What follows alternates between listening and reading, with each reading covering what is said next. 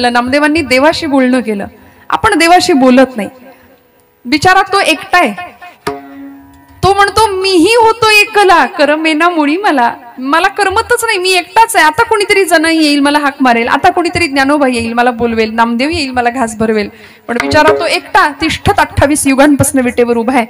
आम्ही मात्र हौशे गौशे नवशे असा आमचा अध्यात्म आहे, परमार्थ आहे. वारीला जाणारे सुद्धा सगळे बऱ्यापैकी तसेच असतात यात्रेमध्ये. म्हणजे मी निंदा नाही करत आहे, आपण समजू नका. पण अध्यात्माच्या प्रांतामध्ये सुद्धा हौशे गौशे आणि नवशे सगळ्या प्रकारचे भक्त आहेत. म्हणून मी नेहमी म्हणते आपण लबाड आहोत भक्तीच्या प्रांतामध्ये. काही हवं असलं की आपण देवाकडे जातो. पण तुकोबांनी आजच्या अभंगामध्ये असा वस्तुपाठ घालून दिला की त्या अनंतकोट ब्रह्मांड नायकासमोर वेळ आलीच तर तुम्ही काय मागायचं, कसं मागायचं, कुणाकडे मागायचं आणि किती मागायचं. विठ्ठल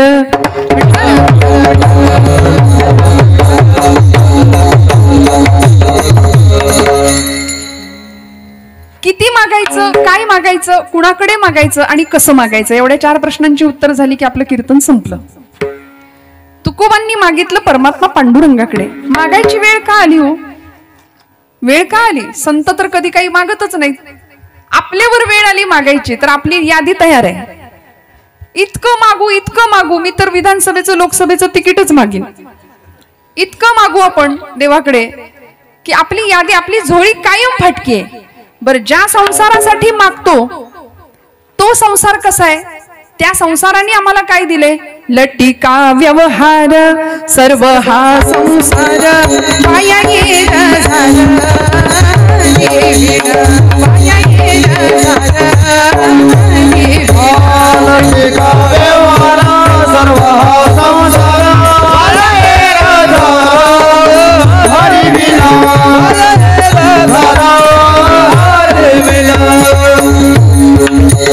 एका जनार्दनी हा संसार खोटा, हरी भक्ती करा तेरे रोहे तोटा, हरी भक्ती करा तेरे रोहे तोटा, हरी भक्ती करा तेरे तोटा. एका जनार्दनी हा संसार खोटा, हरी भक्ती करा तेरे नवे तोटा, हरी भक्ती करा तेरे नवे तोटा, हरी भक्ती करा तेरे नवे तोटा.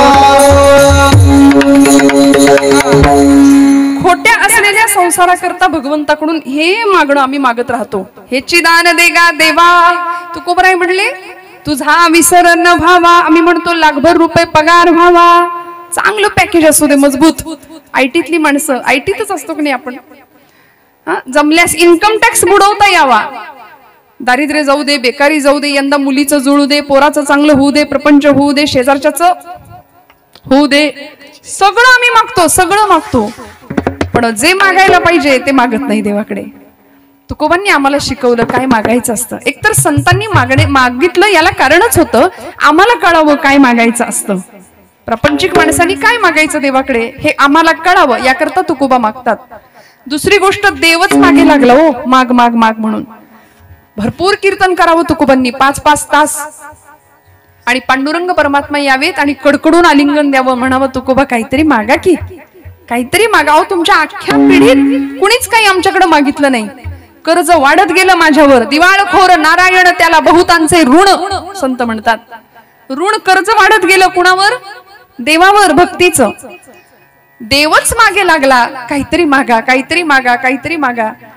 तेव्हा तुकोबा म्हणाले, देवा एकतर मला काही नको, तू मला देणारा कोण आहेस? खरं तर हा भक्तीतला अधिकार होता, सामर्थ्य होतं. तुकोबा देवाला म्हणतायत तू काय देणार मला? हे भानुदास महाराजांच्या बाबतीत सुद्धा झालंय बरं का. एकनाथ महाराजांचे पंजोबा भानुदास महाराज म्हणायचे, देव प्रसन्न झाला आणि देवानी सांगावं महाराज काहीतरी मागा, काहीतरी मागा, मला तुम्हाला काहीतरी द्यायचंय. भानुदास महाराज म्हणले मला काही नको बाबा, तुलाच काही हवं असलं तर माझ्याकडून मागून घे. हा ऍटिट्यूड म्हणजे मराठी असं बरं का, थोडस असं म्हटलं की लवकर कळतं. हे सामर्थ्य भक्तीतलं, हे वजन. तुलाच काही हवं असलं तर तू घे मागून माझ्याकडून. मग आता देव भानुदास महाराजांना मागतात हात जोडून, भानुदासा मला तुमच्या कुळात जन्म घ्यायला द्याल का? परवानगी द्याल का? मला तुमच्या कुळात जन्माला यायचंय. आणि मग भानुदासाचे कुळी महाविष्णूचा अवतार एकनाथ महाराजांचा जन्म होतो. मग संत आणि देव दोन नाहीच आहेत. देवते संत निमित्त त्या प्रतिमा. असा अधिकार भक्तीतला तुकोबरायांचा सुद्धा की पांडुरंग परमात्मा मागे लागतात. अहो अधिकार असा होता की भगवंताशी भांडावं सुद्धा. ज्यावेळी इंद्रायणीच्या डोहामध्ये गाथा बुडवल्या गेल्या, वह्या बुडवल्या गेल्या अभंगाच्या, त्यावेळी तुकोबरायांनी आपल्या असं वाचनात ऐकण्यात आहे का की गावाशी भांडण केलंय, देहूवासियांशी भांडण केलं, बंड पुकारलं? नाही नाही नाही, कुणाला काहीच बोलले नाही. त्यांनी भांडण केलं पांडुरंगाशी. म्हणले तू आलास माझ्या स्वप्नात, मी आलो होतो का?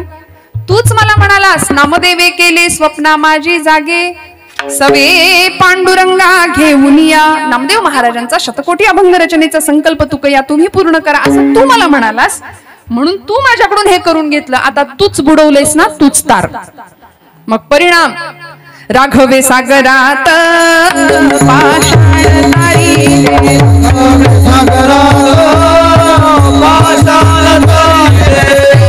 स्वामी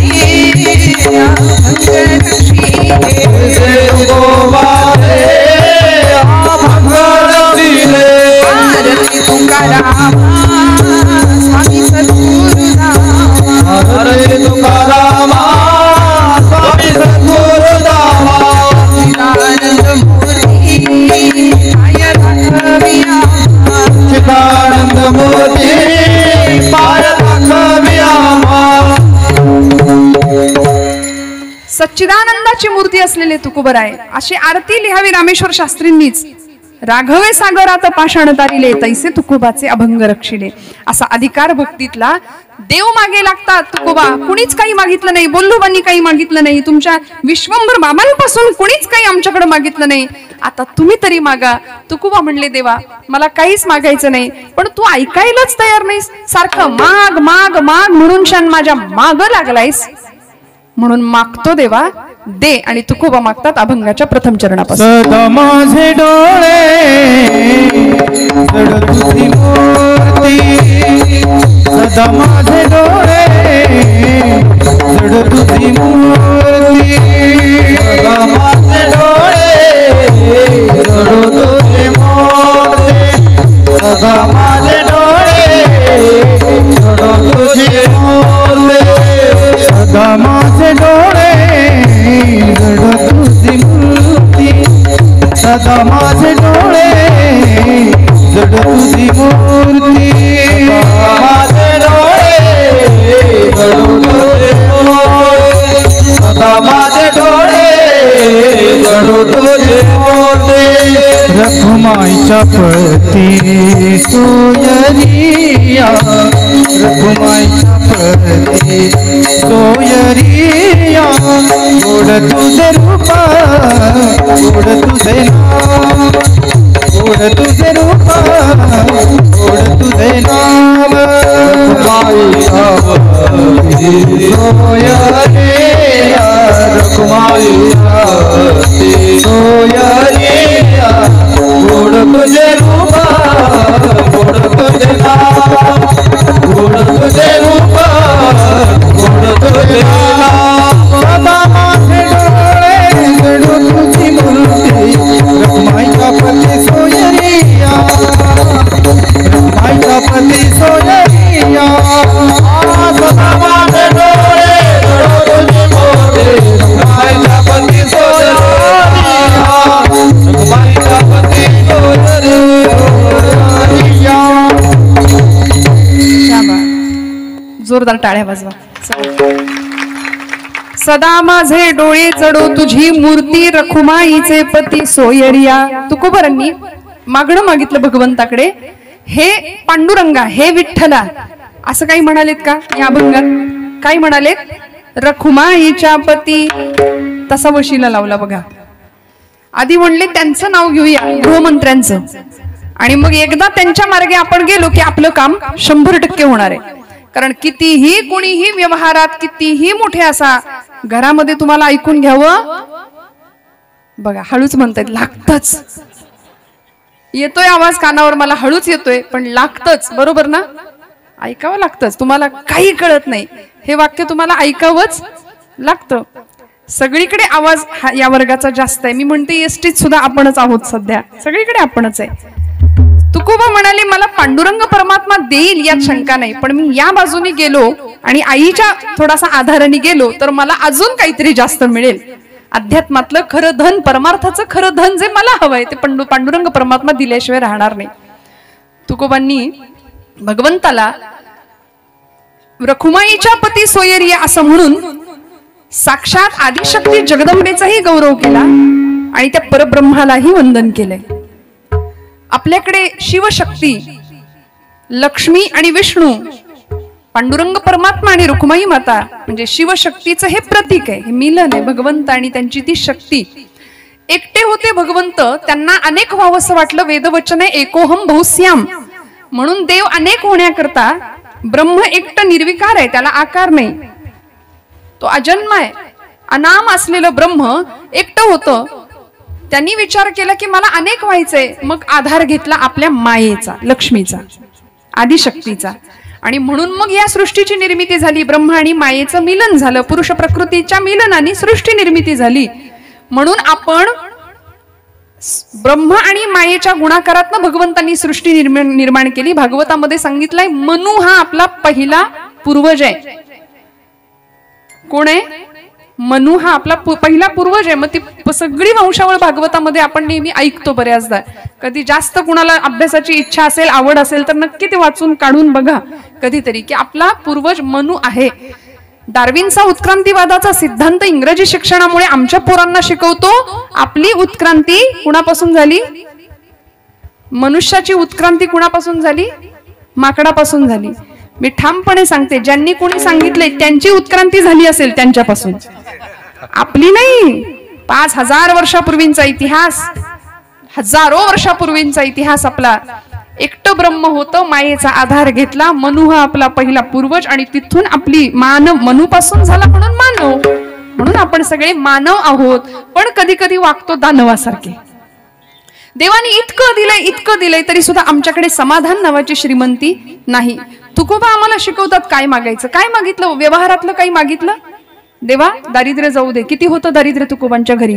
म्हणायचे आम्ही सदैव सुडके जवळी येता चोरही धाक. चोर सुद्धा 10 वेळा विचार करेल आमच्या घरात येताना जाऊ की नको. आपलीच बुद्धी फिरायची, दया यायची, आपल्या जवळच काही ठेवायची इच्छा व्हायची, त्यापेक्षा नकोच याच्याकडे जायला. बरे झाले देवा निघाले दिवाळे, बरी या दुष्काळे पीडा केली. बरे झाले देवा बाईल कर्कशा, आवलीला म्हणायचे बरी ही दुर्दशा जनामध्ये बरं झालं. आणि वेदना आम्हाला भगवंताच्या जास्त जवळ नेते. मी वाक्य परत बोलते. प्रपंच उत्तम असेल, सुखाचा असेल, संसार सुखाचा असेल तर देव नाही आठवत. संसार तापाचे चटके जर सहन करायला मिळाले तरच देव आठवतो. आम्हाला आमच्या आयुष्यातली वेदना देवाकडे घेऊन जाते. म्हणून दुःख मागावं देवाला. कुंती आत्यांनी मागितलं तसं. दुःख मागितलं, दुःखाचे डोंगर म्हणाली कोसळू देत. कारण आम्ही माणसं अशी आहोत की आम्हाला सुखात तू आठवत नाही, आम्हाला दुःख आलं की तू आठवतोस. खरं तर इतकं दिलं भगवंतांनी, पण आम्ही असमाधानी आहोत. पहिली गोष्ट अव्यंग असा देह दिला आम्हाला त्यांनी. नाही केलं आंधळं, नाही केलं पांगळं, मुक बहिर, काही नाही, अव्यंग देह दिला. पण आम्ही असं आहे की आमच्याकडे काय नाही याचं रडगाणं आयुष्यभर गात राहतो. जॉर्ज वॉशिंग्टन नावाचे अमेरिकेचे राष्ट्राध्यक्ष त्यांच्या चरित्रात असं म्हणायचे की मला बूट नव्हते घालायला म्हणून मी खूप दुःखी असायचो. माझ्या आई वडिलांना, माझी गरिबी घरची, मला पायात घालायला चांगल्या प्रकारचे क्वालिटीचे बूट नव्हते, शूज नव्हते, म्हणून मी रडायचो, म्हणून मला वाईट वाटायचं. पण माझं हे दुःख त्या दिवशी संपलं जेव्हा मी पायच नसलेला माणूस पाहिला. जगामध्ये इतकं दुःख आहे. कोट्यावधी माणसं आज आपल्या भारत देशामध्ये, भारतापुरतं बोलूया, कोट्यावधी माणसं अति खाण्यामुळे मरतायत आणि निम्मी माणसं खायला न मिळाल्यामुळे मरतायत. प्रचंड तफावत आहे, भेद आहे. समाधानी कुणीच नाहीये. काही माणसं अशी आहेत सगळं आहे पण खाता येत नाही, आनंद घेता येत नाही. सगळं आहे, उत्तम एकदम आयुष्य आरामाचं जीवन आहे, पण सकाळी उठल्यापासून रात्री झोपेपर्यंत गोळीबार आहे सगळा. म्हणजे जेवणा आधीची एक गोळी, जेवणानंतरची एक गोळी, दुपारी झोपायच्या आधीची एक गोळी, मग संध्याकाळची गोळी, मग रात्रीची गोळी, दिवसभर गोळीबार आहे. आरोग्याची श्रीमंती नाही, मनाची तर नाहीच नाही. ही सगळी लक्ष्मी आहे तुमच्या माझ्याकडे असली पाहिजे अशी. आरोग्य नावाची, वैभव लक्ष्मी, संस्कार लक्ष्मी घराघरात. मग हे सगळं भगवंतांनी आम्हाला दिलंय, पण आमची श्रीमंतीच आम्ही लक्षात घ्यायला तयार नाही आणि नाही तिकडे लक्ष देतो म्हणून आम्ही दुःखी आहोत. आमच्या दुःखाचं कारण आम्हीच आहोत बरं का. त्यामुळे काय दिलंय इकडे बघूया. तुकोबांना माहिती होतं देवानी मला खूप दिलंय. अहो एका अवयवात जरी बिघाड झाला आमच्या तरी किती फसगत होते. शेतामध्ये काम चाललं होतं, नांगराला बैल झुंपली होती. आता जुना काळ बैलाची शेती इकडे होते का? अजून होते बैलांची शेती. छान बैलांनी नांगरणं चालू आहे आणि एक शेजारच्या गावचा वाटसरू असा रस्त्याने निघाला होता. त्यांनी विचारलं, पाहुणे रस्ता कुठे जातो? हा नवीन आहे जरा ह्या भागात, सांगता का रस्ता कोणीकडे जातो? खरं तर रस्ता कुठंच जात नाही, मराठी भाषा आहे. त्या रस्त्यावरनं माणसं जातात पुढे, रस्ता वर्षानुवर्ष तिथंच राहतो. पण आपली म्हणण्याची पद्धत रस्ता कोणीकडे गेला, हा कुठं जातो? त्या मालकाने सांगावं माझी बैल नाही विकायची नाहीत म्हणला. एवढी धिप्पाड खाऊ पिऊ घातलंय, चांगली पोचलीत म्हणली जनावर, आता कुठं विकतो? विकत नाही, बैल नाही विकायची. तुम्हाला जसं कळलं तसं त्या वाटसरूला कळलं की काही अडचण आहे बाबा, निघूया, इथं काही आपलं काम होणार नाही. गेला निघून पुढे. दुपार झाली, माध्यान्ह वेळी त्या शेतकऱ्याची बायको छान कारभारीने आपली भाकरी पाटी डोक्यावर घेऊन आली. सांगितलं, कारभारी बैलांना मोकळं करा, चारा पाणी घाला आणि बसा जेवायला. दोघंही जेवायला बसले. सुरुवात केली, थोडंसं जेवण झालं आणि ह्यांनी त्याला ते आठवलं. तो बैल शेजारचा माणूस आला होता कुठल्या तरी गावचा, आपली बैल मागत होता. तो म्हणला, अगं कोण कुठला म्हणे पाहुणा कुठल्या गावचा, आपली बैल विकत मागत होता. मी म्हणलं माझी बैल मी नाही देणार, अजिबात नाही द्यायचा. मी कसं करू, माझं कसं व्हायचं? ती म्हणली, अहो मी नाही केली, सुनेनं केली आहे म्हणे भाजी. तिला वाटलं भाजीत मीठ कमी म्हणून मला ओरडत आहेत की काय.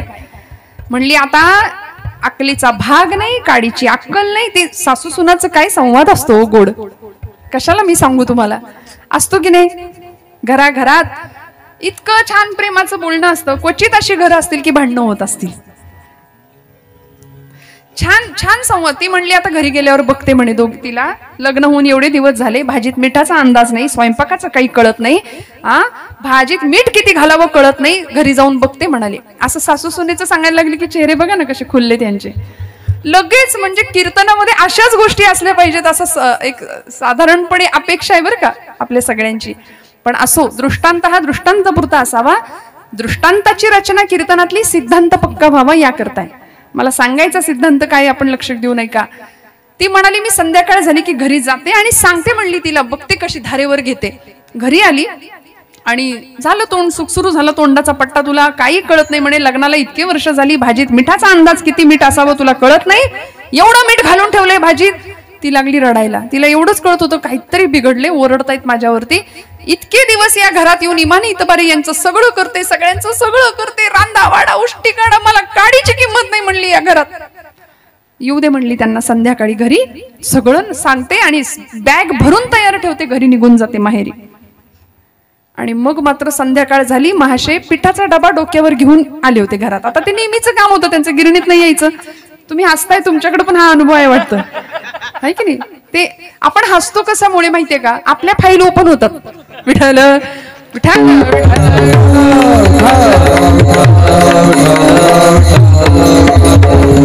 आणि ते गिरणीतनच आले, उंबऱ्यात पाय ठेवल्याबरोबर हिचा पट्टा सुरू झाला. या घरात मला काडीची किंमत नाही म्हणली, बॅग भरली, मी निघाले.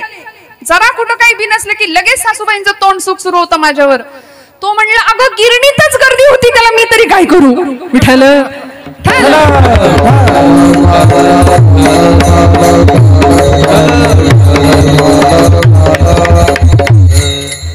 आता विनोद बाजूला ठेवूया. मला सांगायचंय, एक अवयव बिघडला, थोडस त्याच्यामध्ये काही कमजोरी निर्माण झाली तर किती फसगत होते.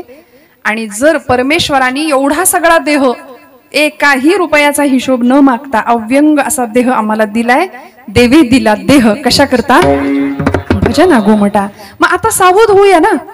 नाही जमलं 20व्या वर्षी, नाही जमलं 40व्या वर्षी, नाही जमलं 60व्या वर्षी, आता 70 ओलांडली. आता तरी एक आजोबा इतके डोक्याला हात लावून बसले होते, सगळं कमावलं होतं, 7 पिढ्या बसून खातील बाबा, एवढं कमावलं होतं, तरी सुद्धा चिंता होती. म्हटलं काय झालंय, म्हणे अगं 8वी पिढी काय खायली याची चिंता लागली. किती आम्ही विचार करतो प्रपंचाचा, इतकं गुंडाळून ठेवलं प्रपंचाने आम्हाला, या मायेनी बद्ध करून ठेवलं. याच्या पलीकडे जावं आणि तुकोबांसारखं दिव्य मागणं मागावं. देवा तुला द्यायचंच आहे ना, तर या नश्वर संसारातलं मला काही देऊ नको. सदा माझे डोळे आता तू बसलायस की नाही, प्राणप्रतिष्ठा झालीये, तू आलायस, आता माझ्या डोळ्यांना तुझं दर्शन घडू द्या. आणि दर्शन शास्त्राचा असा नियम आहे की भगवंताचे दर्शन घेत असतानाची पद्धत, पुरुष मूर्ती असेल, पुरुष देवताचं दर्शन घेताना पायाकडून दर्शन घ्यावं, भगवंतांच्या पायाचं आधी दर्शन घ्यावं. पण झालंय काय माहितीये का, सगुणाची पूजा आम्हाला संतांनी दिली. तुकोबराय आम्हाला सगुण पूजा सांगतात या अभंगात की देवा मला तुझं दर्शन डोळ्यांनी घडू दे. डोळ्यांना काय होऊ दे, सदा माझे डोळे जडो तुझी मूर्ती. सदा हा शब्द वापरला, सतत, अविरत, अखंड, कायम, कायम तूच डोळे समोर पाहिजे. आता दृष्टी पुढे ऐसाची तू राही, आता दृष्टी तू राही, आता दृष्टी पुढे ऐसाचे तू राही, आता दृष्टी पुढे ऐसाचे तू राही, ऐसाची तू राही, आता दृष्टी पुढे ऐसाची तू राही, ऐसाचे तू राही, आता दृष्टी पुढे ऐसाचे तू राही. मी तुझं पाहे पांडुरंगा, जो मी तुझं पाहे पांडुरंगा, आता दृष्टी पुढे ऐसाची तू राही, आता दृष्टी पुढे ऐसाची तू राही. तुम्ही तुझा बाई पांडुरंगा, तुम्ही तुझा बाई पांडुरंगा, आता दृष्टी पुढे ऐसाची तू राही, आता दृष्टी पुढे ऐसाची तू राही.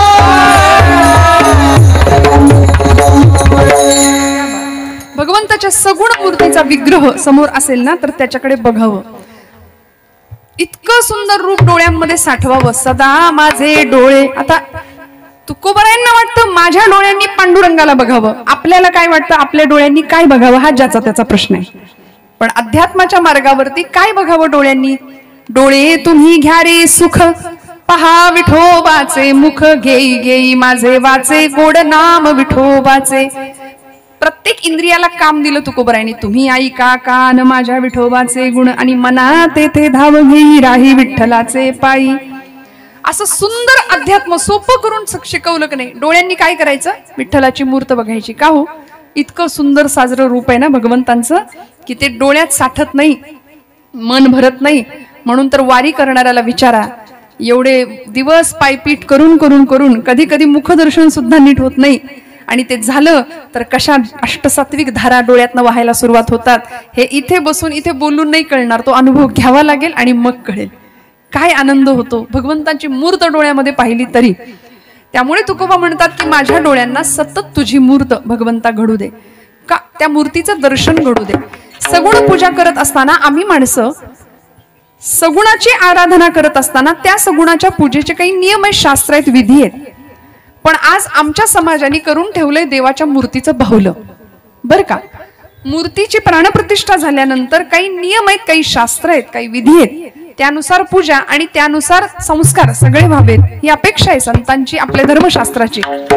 पण बऱ्याचदा काय होतं, नवरात्रीची देवी बसते, आम्ही बायका मंडळी सगळ्या अशा कुंकू तिच्यावर इतकून लांबून वाहतो. आपल्याला चालेल का आपल्यावर असं चाल फेकलं तर? नाही ना, काही शास्त्र आहे. गणपती बाप्पा आला, परवा तर एका कार्यकर्त्याने असा उदबत्त्यांचा जोडगा घेतला, ते सोंडेच्या छिद्रातच खुपसून ठेवला होता. कानात फुलं घालते, काही करतील, काही पूजेतलं तथ्य आणि शास्त्र मंत्र नाही माहिती, कारण आमची श्रद्धा कमी आहे. म्हणून आमच्या नाथांनी यावर ओरखडा उमटवला आणि बाहुलं लिहिलं, भारुड लिहिलं बाहुलं नावाचं. का बाहुलं नाव दिलं? कारण म्हणले देवाचं बाहुलच करून टाकलं की हो. बघा ना, लहान मुली किंवा मुलं एक ठराविक वय असतं त्यांचं बाहुल्यांशी खेळायचं, बरोबर ना?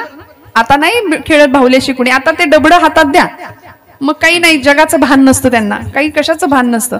वडील बोलत असतात, 20 वर्षाचा पोरगा सोफ्यावर लोळत पडलेला असतो, वडील सांगतात, अरे आई आपली पिढी एवढी श्रेष्ठ श्रीमंत, खरं तर आपण सगळी माझ्या समोरची मंडळी, की वडीलधारं माणूस घरात आलं की उठून बसायला सांगावं लागत नव्हतं, आपोआप उठून बसलं जातं. ती क्रिया घडत होती, मुली पटकन उठून बसायच्या. आता काही नाही हो, आता राहिलंच नाही काही, असे लोळत पडलेले असतात. वडील सांगतात, बाबा रे, अरे ऐक माझं, ऐक माझं, तो तोंड मोबाईल मधून बाहेर नाही निघत.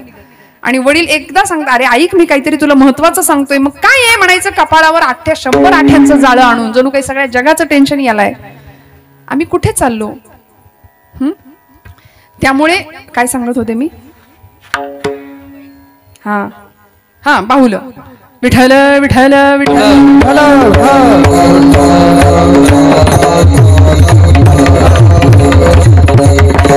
श्रोता असा पाहिजे, श्रोता असा पाहिजे. म्हणजे आपलं विसरलं तरी आपल्याला पटकन जाणीव करून देणारा जागृत श्रोता कीर्तनाकाराला लाभणं फार महत्वाचं आहे.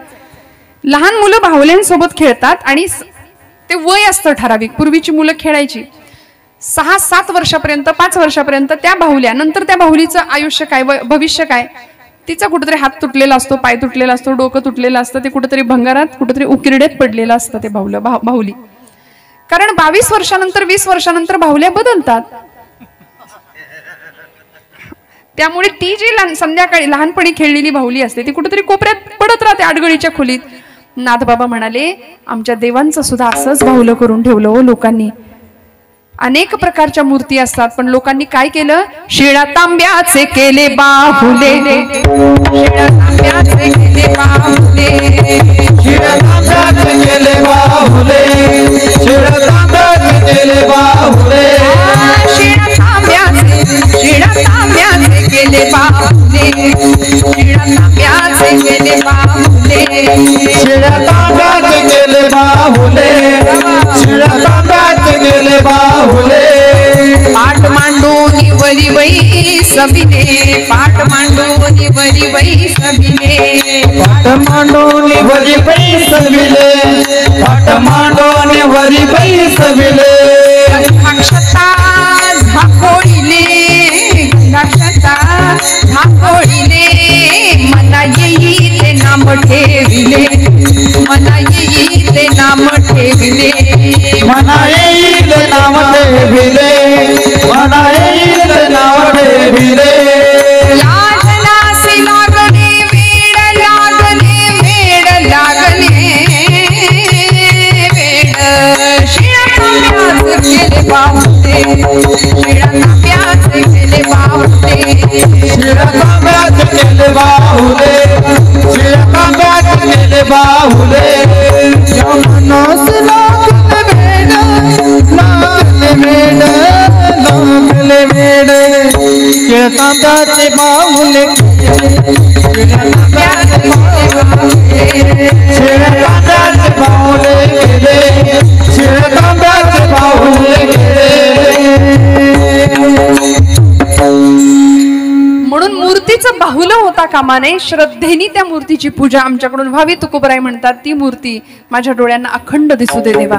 सदा माझे डोळे जडो तुझी मूर्ती, रखुमाईच्या पती सोयरिया. आता आईच्या मार्गाने का गेले, कारण बघा आई स्वीकारते बाळाला, जसं असेल तसं स्वीकारते. वडिलांकडे सुधार आहे, आईकडे स्वीकार आहे. कसं, लहान मूल असतं अगदी 2-2.5 वर्षाचं, नाक वाहत असतं त्याचं. आताचं नाही, पूर्वीची पोरं आताची एवढी स्मार्ट आहेत की ती आईला सांगतात, चांगली चप्पल घाल, चांगली मॅचिंग साडी घाल, नीट माझ्या शाळेत मला न्यायला ये. एवढा स्मार्टनेस आहे आताच्या पोरांमध्ये. पण लहान जुना काळ, अगदी 1.5-2 वर्षाचं पोरग आहे, नाकातनं नाक वाहतंय, ते मूल जर आई समोर आलं तर आईची पहिली प्रतिक्रिया काय असते, आईकडे स्वीकार आहे. ते जसं असेल तसं लेकराला उचलून घेते, मग पदराने त्याचं नाक पुसते. असंच जर ते घाणेरडं पोरग वडिलांकडे गेलं तर वडील काय करतात, चल तिकडे आईकडे जाऊन स्वच्छ होऊन ये, आणि मग तुम्हाला पावडर बिवडर लावून चांगलं केलं की तुम्ही त्याला घेऊन गावात चौकात फिरणार माझा. बरोबर आहे की नाही, आहे की नाही. पण आई जसं असेल तसं स्वीकारते. वडिलांकडे आधी सुधार आहे, मग स्वीकार आहे. आई आधी स्वीकारते, मग सुधारते. तसं हा संप्रदाय आमचा आईचा आहे, स्वीकारणारा. या रे लहान थोर याती भलती, सकळांशी आहे येथ अधिकार, उच्च नीच काही निर्णय भगवंत, तिष्ठे भावभक्ती देखून या. त्यामुळे तुकोबा म्हणले, मला माझी आई जवळ आहे आणि आईच्या मार्गाने मी गेलो तर भगवंत मला जे मागेन ते देणार आहे. कारण किती काही झालं तरी देवाला सुद्धा ते चुकलेलं नाही, सगळं ऐकावं लागतं देवाला सुद्धा. नाहीतर मग आपल्याकडे रुक्मिणी रुसली, कोपऱ्यात बसली, चला जाऊ पुसायला, आपलं जुनं पोहत आहे माहिती आपल्या सगळ्यांना. त्यामुळे अशा पद्धतीने मला इकडून गेलं तर मला पांडुरंग परमात्मा माझं मागणं पूर्ण करेल. आणि मला मागून काय मागायचंय, देवा तू इतका सुंदर आहेस, तुझं नाम इतकं गोड आहे, तुझं रूप इतकं गोड आहे. गोड तुझे रूप, गोड तुझे नाम, गोड तुझे रूप, गोड तुझे नाम, गोड तुझे रूप, गोड तुझे नाम, गोड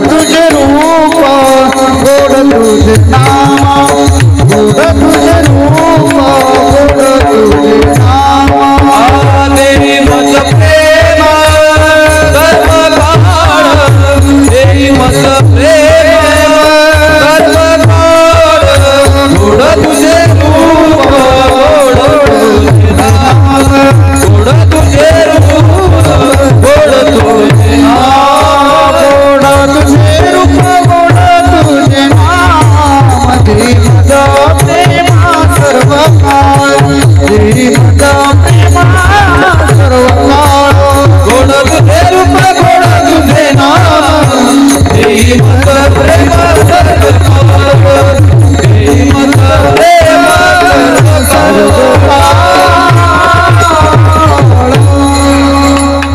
वा वा गोड तुझे रूप गोड तुझे नाम देई माझा प्रेम सर्व काळ गोड तुझे रूप गोड तुझे नाम पांडुरंग किती गोड तुझं नाम अमृताहुनी गोड नाम तुझे देवा नामदेव महाराज म्हणतात मन माझे केशवा काबान घे अरे इतकं गोड नाम आहे अमृतापेक्षा सुमधुर नाम आहे तुझं विठ्ठल नाम उच्चारलं की आता डॉक्टर सुद्धा सांगतात हार्ट अटॅकचे पेशंट बरे होतात विठ्ठल उच्चाराने नामानी इतकं गोड तुझं नाम इतकं सामर्थ्य त्या नामामध्ये पण आम्ही ते नाम घ्यायला तयार नाही अहो राम नाम 22 तारखेपासून रामनामाचा सगळीकडे आमच्या भारतामध्ये असा उद्घोष होतोय पण माणसं घ्यायला तयार नाहीत लोकांना वाटतं गेल्यावरच म्हणायचं असतं राम म्हणून जिवंतपणी म्हणायलाच कोणी तयार नाही आता नाही म्हटलं तर तेव्हा लवकर म्हणायला लागेल त्यामुळे आहोत ना प्रतिश्वासम सविश्वासम रामम वद दिने दिने को विश्वासः पुनश्वासः आगमिष्यति वा नवा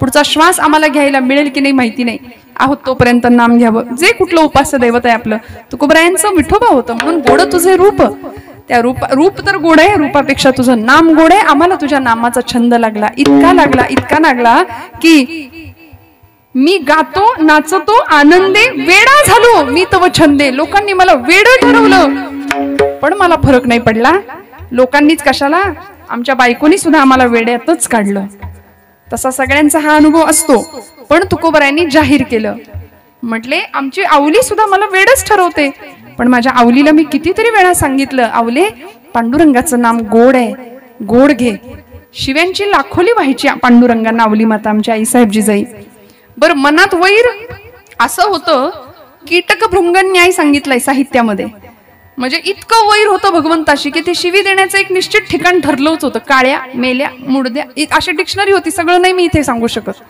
मोठी डिक्शनरी होती आईसाहेबांची आणि त्या म्हणायच्या काळ्या काळतोंड्या तुझ्या पायी माझ्या नवऱ्यानी संसाराचा पार इस्कूट करून टाकलाय तू एकदा मला घाव नाही तुला चपलं हाणलं तर नाव नाही सांगायची असं प्रचंड भांडण पांडुरंगाशी आणि माहेरची कुलस्वामिनी होती आई मंगळाई तिच्यावर फार प्रेम फार जीव तुकोबा म्हणायचे आवले जिजे अगं माझ्या पांडुरंगाचं नाव चांगलं घे गोड घे अहो 12 वर्ष सलग पडलेला दुष्काळ काय करावर त्या माऊलीनी तरी श्रीमंताची लेक होती लग्न झालं तेव्हा घरात सावकारी होती घरदार प्रचंड म्हणजे आमच्या कनकाई माता सोन्याचं कडं हातात घातल्याशिवाय तुकोबांना बाहेर पाठवत नव्हते अशी श्रीमंती भरभरून लोकांच्या रांगा असायच्या 14 पोती भरून उरतील एवढी कर्जखत होती घरात प्रचंड श्रीमंती पण डोळ्यासमोर आलेलं दारिद्र्य जिजाई माता पाहतात काय होईल कल्पना करा पण पतिदेवांना प्रचंड सांभाळत होत्या तुकोबांना फार सांभाळत होत्या आणि काहीही संकट आलं आवलीवरती तरी आधी पांडुरंग परमात्मा तिथं पोहोचायचे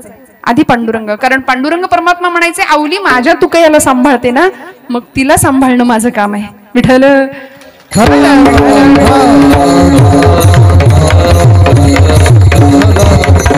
मैपत बाबांनी तुकोबांचं चरित्र लिहिलंय की नाही त्या चरित्रामध्ये तुकोबा प्रचंड दुष्काळजन्य परिस्थिती गुरढोर मरतायत अन्न पाण्या वाचून आणि एखादी 80 वर्षाची जख्ख म्हातारी तुकोबांच्या दारात यायची 10 ठिकाणी लुगडं फाटलेलं आहे तिचं नेमक्या आमच्या औलामाई मोरीत स्नानाला गेलेल्या असायच्या लुगड्याच्या निऱ्या करून भिंतीवर ठेवलेलं असायचं आणि तुकोबा पटकन तीच लुगडं घ्यायचं आणि त्या म्हातारीला द्यायचे आणि त्या आजीला सांगायचे आता इतक्या वेगाने जा कारण तुझ्या मागणं वादळ येणार आहे इथं थांबूच नको म्हणायच्या लवकर जा पुढे निघून आणि औलामाई तक्रार करायच्या का तक्रार करायच्या महिपत बाबा सांगतात चरित्रामध्ये, अवलामाई तक्रार करत होत्या, भांडत होत्या, लुगडं दिलं म्हणून नाही.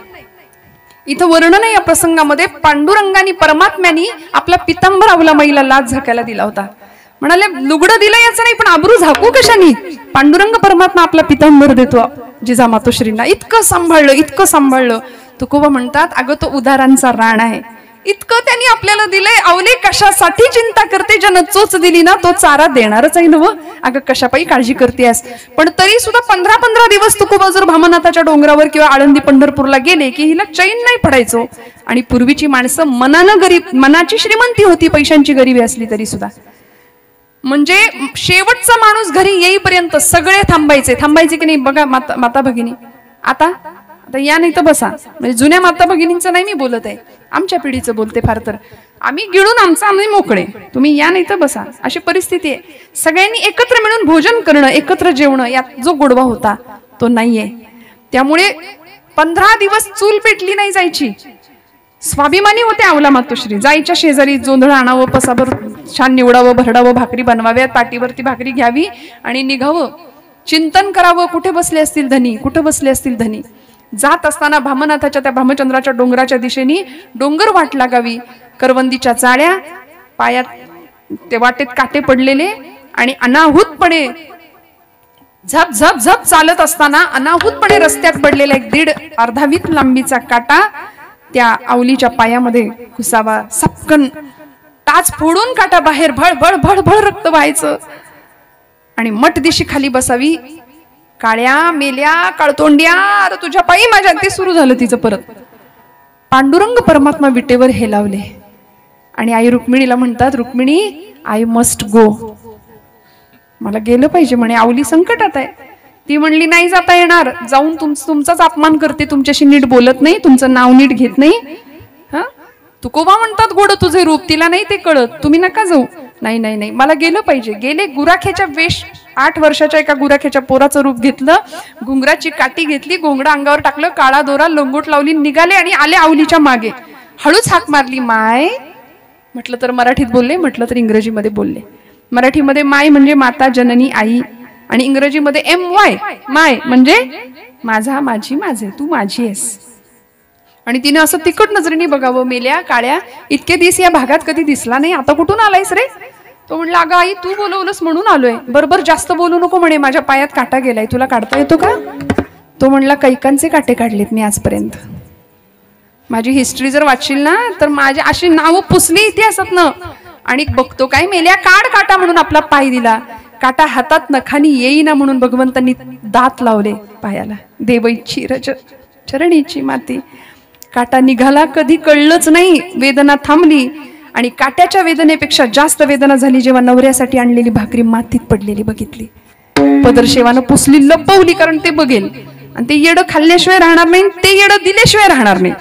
स्वभाव माहिती असतो ना, तसा अवलामाईला माहिती होता. लपवून निघाली, पण समोर सगळे ज्यावेळी भेटले ना, तुकोबा म्हणतात, अवले अगं तुला माहितीये का तुझ्या मागणं कोण येतोय? समजा ठावाय म्हणली मला. तो चेंगट, तो लोचट, परत तिची डिक्शनरी सुरू व्हायची. अवले असं बोलू नको ग, माझ्या भगवंताचं नाम इतकं गोड आहे, गोड तुझे रूप, गोड तुझे नाम. तो भगवंत प्रेमाचा सागर आहे, सुखाचा आगर आहे. त्याच्याकडून फक्त मागायचंय, देई मज प्रेम सर्व काळ.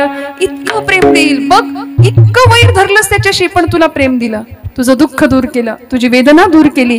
तू जर त्याचं खरंच नाव घेशील तर तुला काय काय मिळेल अवले. अगं नाम आणि रूप दोन्ही सुद्धा व्यवहारामध्ये फार गरजेचं आहे. कसं गरजेचं आहे ऐक नाही. 2 माणसं बस उभी आहेत, तिसरा माणूस त्यांच्यातलाच तिथं उपस्थित नाही, पण त्याच्याविषयी जर बोलायचं असेल तर त्याच्या नामाचा उल्लेख करावा लागतो, किंवा त्याच्या नाव आठवत नसेल तर त्याच्या रूपाचा. काही गुण आहेत बाबा, कसा दिसतो, काय आहे काय आहे. जावई बापू सासरवाडीला गेले होते बरं का, आणि सासूबाईंच्या आवडीचा फार विषय, जुन्या सगळ्याच माता भगिनींच्या आवडीचा विषय जुने कीर्तनकार सांगायचे, शेण, साय, शेवई आणि जावई, असं काहीतरी होतं बघा. बरोबर ना? 4 गोष्टी फार आवडीच्या. म्हणजे साईवर इतकं प्रेम ते आजही असतं, नाही असं नाही. पंगत अचानक बसली, जेवायला माणसं आली, दूध मागितलं, लहान पातेलं नाही मिळालं तर आपण डायरेक्ट मोठं पातेलं बाहेर घेऊन येतो. पण ती साय फुंकून फुंकून थुंकी पडली तरी चालेल, पण साय नाही ताटात पडू देणार आम्ही. बरोबर आहे की नाही? आता तुम्ही म्हणाल ताई तुम्ही महिला असून आमची निंदा करता का? निंदा नाही करत आहे मी. आता सांगते की हे असं का करतात आमच्या माता भगिनी. ती साई काही स्वतःला खायची असते नाही. ती साई जमवून तिला छान विरजण लावून तिचं दही म्हणतं मस्त साईचं, त्याच्यानंतर छान त्याचं ताक करायचं मस्त लोण्याचा असा खमखमीत मस्त खमंग गोळा, आणि मग त्याचं इतकं खमंग तूप तयार होतं. आणि ते तूप स्वतः खातो का आपण? नाही. आपले पती, आपली लेकरं, आपलं घर पुष्ट व्हावं, दष्ट त्यांच्या पोटात जावं, हा त्याग आहे. म्हणून जगातली सगळ्यात मोठी डिग्री आहे गृहिणी बरं का. आता टाळ्या वाजवायला हरकत नाही यांच्यासाठी. म्हणजे या देशातल्या प्रत्येक गृहिणीचं प्रत्येक घरावर खूप मोठं कर्ज आहे बरं का, खूप मोठं कर्ज आहे. म्हणून त्यांचा मोठेपणा तुम्ही अजिबात नाकारायचा नाही. ती लक्ष्मी आहे तुमच्या घरामधली. जशी पांडुरंगाच्या सोबत रुक्मिणी आई प्रतिष्ठित आहे ना, तशी प्रत्येक घरामधली ती रुक्मिणी माता आहे. तिच्याशिवाय संसाराला पूर्णत्व नाही. नवे तुमच्या घरातली नात, तुमची मुलगी, तुमची सुनबाई, तुमची पत्नी, तुमची कुणी असू दे, ती लक्ष्मीच्या पावलांनी घरामध्ये आहे. त्यामुळे तिचा सन्मान राखूया. फार कौतुक करा असं मी तुम्हाला अजिबात म्हणत नाही, पण निदान एखादा चहाचा घोट प्यायल्यानंतर म्हणा तर नुसतं बाई छान झालाय ग. तुम्हाला कितीही टपरीवरचा चहा आवडत असला तरी सुद्धा म्हणायला काय हरकत आहे की बाई छान आहे, कौतुक करूया, तू आहेस म्हणून सगळं चाललंय माझं, म्हणायला काय हरकत आहे. आणि मग असं बघा तुम्ही किती काम होईल, परत असं अवसान वाढेल की नाही नुसतं एवढं कौतुक झालं तरी. त्यामुळे तुकोबराय म्हणतात, आवले असं बोलू नको, माझ्या भगवंताचं नाम गोड आहे. मी सांगत होते तो जावई ज्यावेळी सासूबाईंकडे आला, सुट्टीला आले होते, आणि छान सासूबाईंनी एवढं कौतुकाने रोज गोडधोडाचं खाऊ घालायला सुरुवात केली. आज काही पुरणपोळीच, उद्या काय आमरस, आता सीझन आहे म्हणून आमरस. आणि इतकं झालं की त्या जावयाला गोड गोड गोड खाऊन कंटाळा आला. म्हणला सासूबाई सुट्टी संपत आली, आता काहीतरी आजच्या दिवशी जरा झणझणीत काहीतरी करा म्हणले, खमंग. सासूबाई म्हणल्या ठीक आहे. मग त्यांनी अशी 4-5 पिठं गोळा केली, त्याच्यामध्ये तेल, तिखट, मीठ सगळं घातलं आणि मस्त त्याचं बॅटर बनवलं. आणि काय केलं? धिरडं केलं. आपण काय म्हणता इकडे? धिरडं, धपाट, घावन, धिरडच बरोबर ना. आणि ते धिरडं असं तव्यावर टाकलं, मस्त चुर्रकन आवाज आला. तोंडाला पाणी सुटू देऊ नका अजिबात. खुसखुशीत एकदम जाळी अशी पडली आणि एकदम खमंग वास सुटला सगळीकडे. त्याला इतका आनंद झाला जावयाला. दणक्याला चांगली 5-7 धिरडे हाणली त्यांनी. आणि एवढा आनंद झाला, तृप्त झालो. म्हणलं सासूबाई आता जातो, छान वाटलं. इकडे आले गावी, शहराच्या ठिकाणी 2 जण आले. कामधंदा सुरू झाला आणि बायकोला 1-4 दिवस निघून गेले. कामावरनं संध्याकाळी घरी आला आणि म्हणाला, अगं आपण तुझ्या घरी गेलो होतो तेव्हा सासूबाईंनी मला ते खायला घातलं होतं, तू करशील का ग? तुला येतं का ते? ती म्हणली, काय त्याचं नाव काय? मी काय सांगते, दृष्टांत सांगते बरं, लक्षात घ्या. नाम आणि रूप किती महत्वाचं आहे. ती म्हणली, नाव, त्याचं नाव काय तुम्हाला आठवतंय का? तो म्हणला, अगं नाव नाही आठवत, पण ते बघ असं खुसखुशीत होतं, त्याला जाळी सुटली होती, असं ते चुरकन आवाज आला तव्यावर ताट टाकल्याबरोबर, आणि इतकं मस्त लागत होतं. अहो पण त्याचं नाव तरी काय ते तरी सांगा. ते मला नाही आठवत आहे म्हणली. याला भूक लागली होती, त्याला ते हवंच होतं काही करून, आणि भूक आली. भूक कंट्रोल नाही झाली की माणसाचा राग वाढतो बघा, प्रचंड राग वाढायला लागला. ती म्हणते, अहो सांगा तरी, नाव सांगा, नाव आठवतंय का? अगं ते नाही का, ते असं जाळीदार होतं, खुसखुशीत होतं, खमंग होतं. अहो नाव सांगा म्हटली. नाव आठवे ना. शेवटी यांनी काठी घेतली कोपऱ्यातली, जुना दृष्टांत, आणि तिला बडवायला सुरुवात केली. शेजारची म्हातारी आली, म्हणली, अरे मेल्या, मारून मारून माझ्या पोरीच्या पाठीचं नुसतं धिरडं करून टाकलं असतं. म्हणलं हेच सांगितलं होतं करायला, केलं नाही. विठ्ठल विठ्ठल विठ्ठल.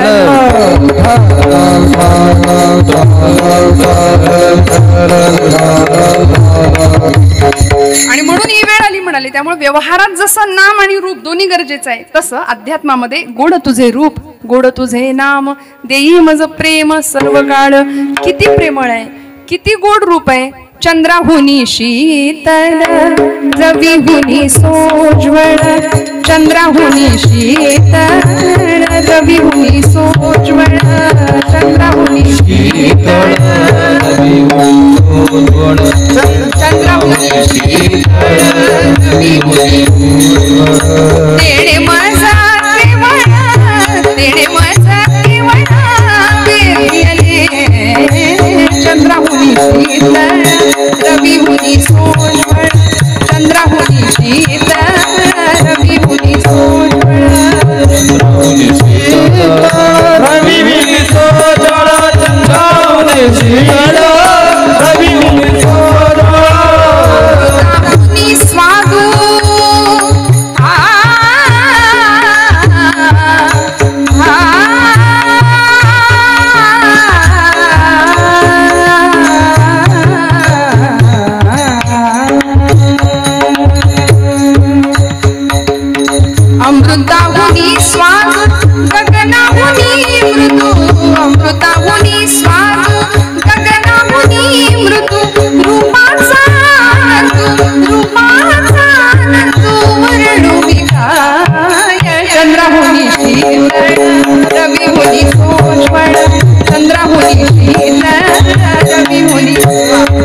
चंद्रावने शीतळ रविवने सोतळ चंद्रावने शीतळ रविवने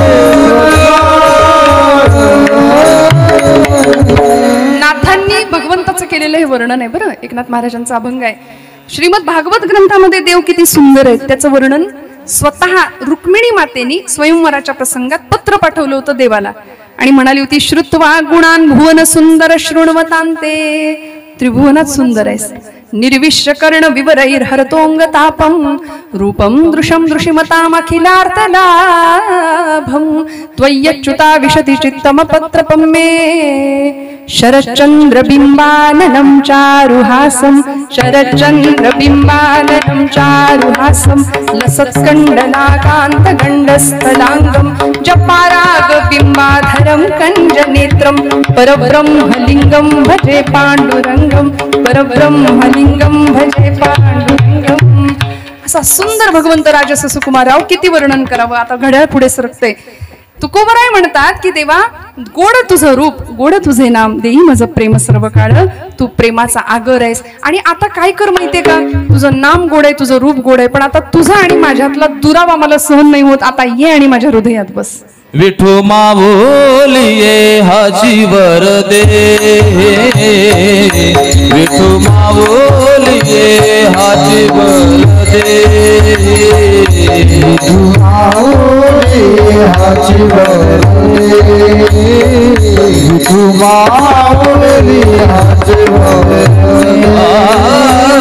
विठू माऊलिये हाची वर दे विठू माऊलिये हाची वर दे विठू माऊलिये हाची वर दे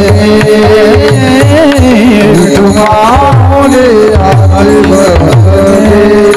संचारो निराये हृदयी माझा संचारो निराये हृदयी माझा गोड तुझे रूप गोड तुझे नाम गोड तुझे रूप गोड तुझे नाम संचारो निराये हृदयी माझा संचारो निराये हृदय माझा गोड तुझे गोड तुझे नाम गोड तुझे गोड तुझे नाम तुझे नाम गोड.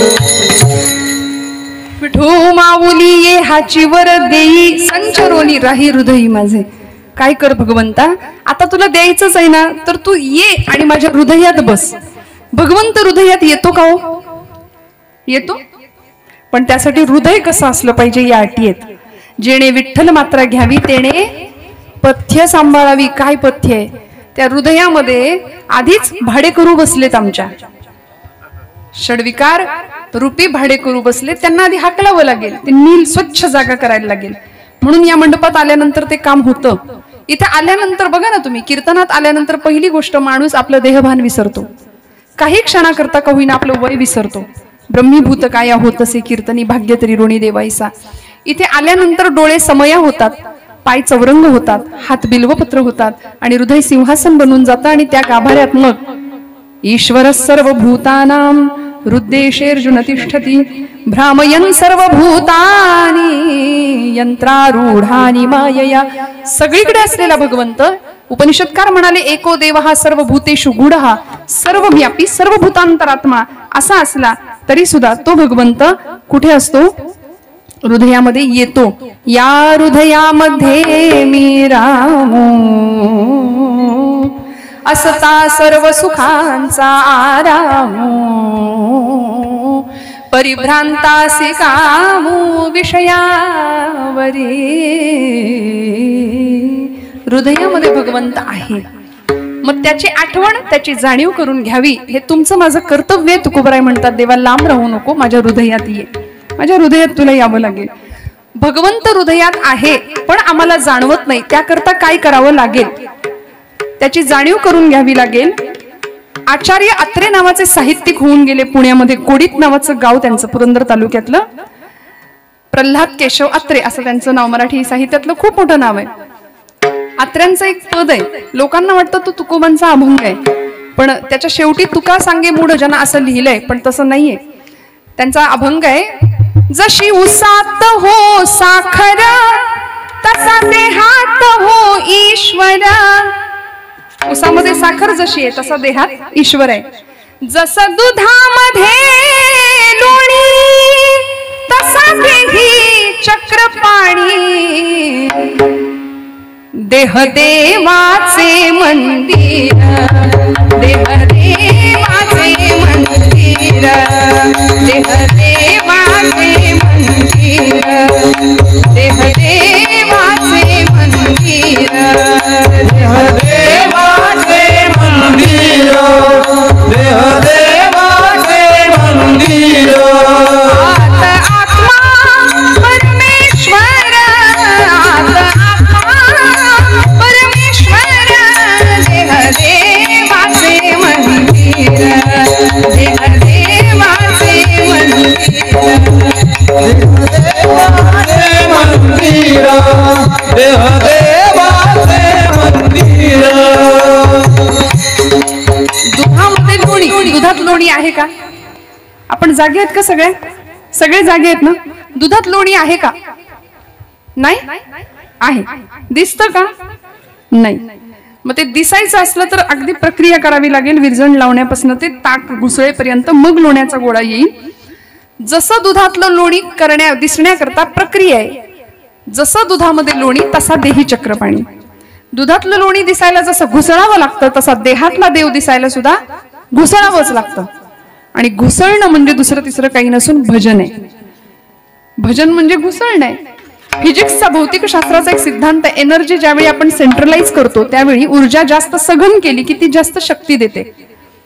विजेवर, त्या काय म्हणता, वाफेवर चालणारं इंजिन, चहाच्या किटलीतनं वर येणारी वाफ सगळ्यांनी पाहिली होती, पण ती वाफ एकत्र केली तर इंजिन चालेल हे एका शास्त्रज्ञाला कळलं. मग रेल्वे धावली. वारा एकत्र केला तर वीज तयार झाली पवनचक्कीच्या माध्यमातून. तशी ऊर्जा तुमच्या माझ्या हृदयामध्ये, देहामध्ये प्रचंड भरून दिली आहे देवानी. आम्ही ती कधी वापरत नाही, आम्हाला ती माहितीच नाही, म्हणून आमच्याकडे जागृती नाही. मनाचं मरगळले पण आमच्याकडचं संपेना. आणि ते मरगळले पण जायचं असेल ना तर आजचा 1 मेचा दिवस आपल्याला विसरून चालणार नाही. महाराष्ट्र ही संतांची, वीरांची, शूरांची भूमी आहे. महाराष्ट्र दिवस आहे आजचा, कामगार दिवस आहे. आम्ही सगळे मरगळलेल्या अवस्थेमध्ये का आहोत? का हे सण उत्सव साजरे करायचे? का हे दिवस साजरे करायचे? कारण बरीच लोक आमच्या महाराष्ट्राला नावं ठेवतात बऱ्याचदा. बरं, येऊन तर इथंच येतात सगळी. कोरोनामध्ये काही मंडळी, परकी मंडळी इथं राहत होती, पोटा पाण्यासाठी जगत होती. पुणे मुंबई सारख्या ठिकाणी महाराष्ट्रामध्ये सुरक्षित वाटतं. महाराष्ट्रात कोरोना आला, सगळी आपापल्या घरी गेली. गेला कोरोना, परत सगळी आली. म्हणून तर मुंबईमध्ये असं म्हणतात, ऊ रे, प रे, द रे. मी रेल्वेचं म्हणते बरं का, सगळे ऊ प रे, विठ्ठल विठ्ठल विठ्ठल.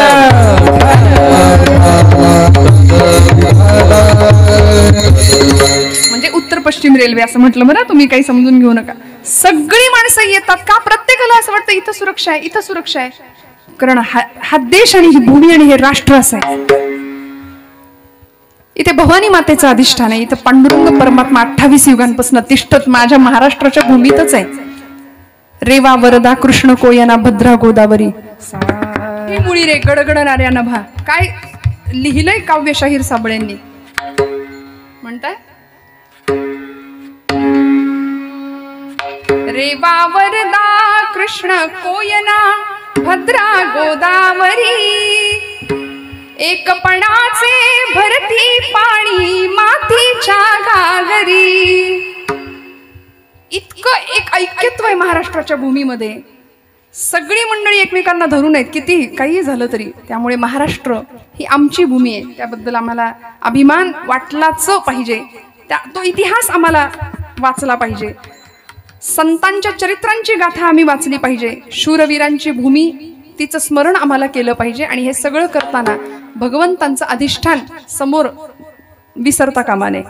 म्हणून तुकोबा म्हणतात की तो भगवंत हृदयात यायचा असेल तर दुधातलं लोणी दिसायला जसं घुसळावं लागतं तसं इथे सुद्धा घुसळावं लागेल. आणि घुसळणं म्हणजे भजन आहे. हाताने टाळी, मुखानी नाम, विठोबा रखुमाई. बारकुमारी बारकुमारी बारकुमारी बारकुमारी बारकुमारी बारकुमारी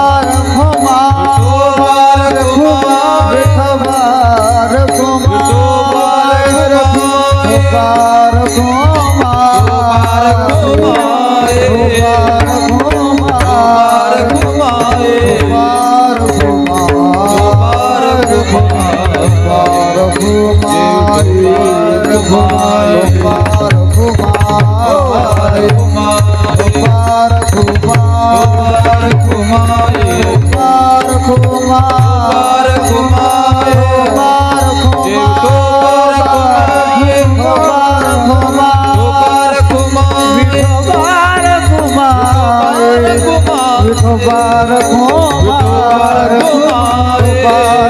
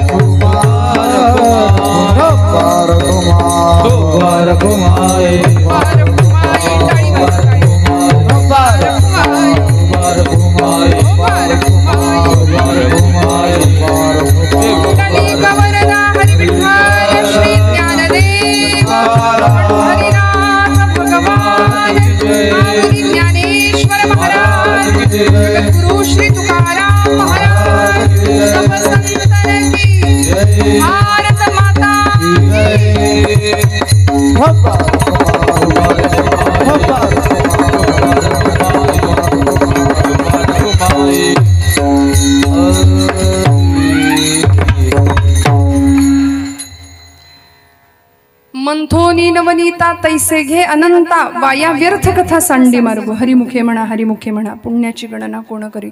तुकोबांनी हेच नाम मागितलं, याच रूपाची आवड मागितली, हेच रूप डोळ्यांना दिसू दे हे मागणं मागितलं. सदा माझे डोळे जडो तुझी मूर्ती रखुमाईच्या पती सोयरिया. गोड तुझे रूप गोड तुझे नाम देई मज प्रेम सर्व काळ. विठू माऊली ये हाची वर देई संचरोनी राही हृदया माझी. गोड तुझे रूप गोड तुझे नाम देई मज प्रेम सर्व काळ. आत्ताचं भजन फक्त आम्हीच केलं, म्हणजे या मंडळींनीच केलं असं तरी मला वाटतंय बरं का. आपण सगळे भजन करताय, मस्त मुखानी नाम आणि हाताने टाळी, सगळ्यांचे हात उंच, मस्त गजर करा. सदा नाम घोष म्हटले, जप नाही म्हटला तुकोबरायांनी. सदा नाम घोष.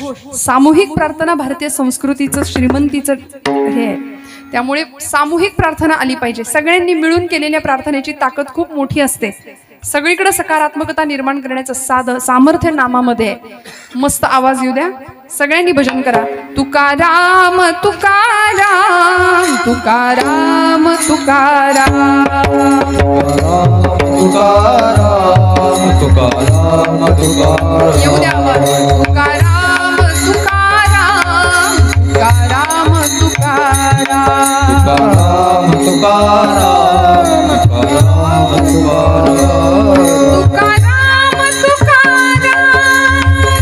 तुकाराम तुकाराम तुकाराम तुकाराम